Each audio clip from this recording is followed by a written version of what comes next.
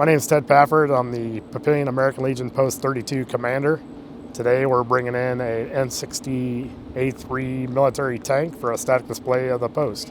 There's been a couple of variations of it. Ours is the A3. It was used throughout the Vietnam era. I think they use it up until 1991. There's still some countries that use it today, but it's a fairly common tank, and we're excited that we were able to receive the F-60.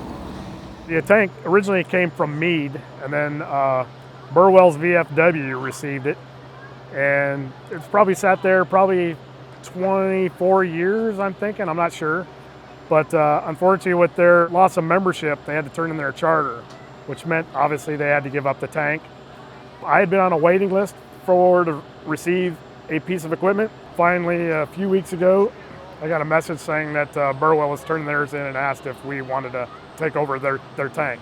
That being said, we're also responsible for all the transportation and the cost to be able to move it.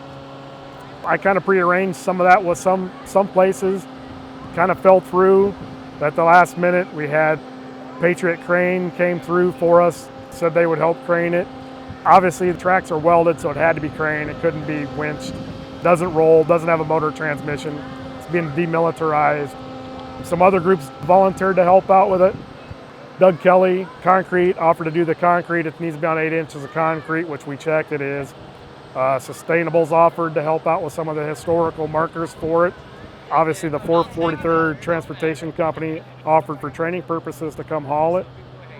So without any of those people volunteering to help out and do this as a nonprofit, it sure made it easier for us to be able to do that. And that's another reason why I was pretty confident in committing to receive a tank, knowing maybe we wouldn't have to spend the cost.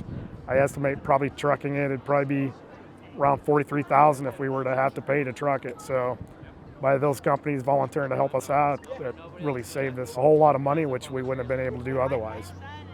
One of our members, Brian Wells, was a tank commander, but he also painted the tank at Eastern Nebraska Veterans Home. Luckily, he's a member of our post, so next spring we plan on restoring it. It's one of those requirements that we have to keep it up every year and report it back to the Army. So we're looking forward to next spring, cleaning it up, repainting it, restoring it, put new decals on it, and probably then doing a formal dedication for it. Our post is one of the oldest in the nation. It was established in 1919. So it's pretty old all these years later to have finally a static display. I think the younger generation of veterans, after the Vietnam era, don't always know what the American Legion is about, and that it's a veterans organization that lobbies for their benefits every year. So I think now when they drive by and see a tank here, it's more iconic and recognizable that it's a veterans organization.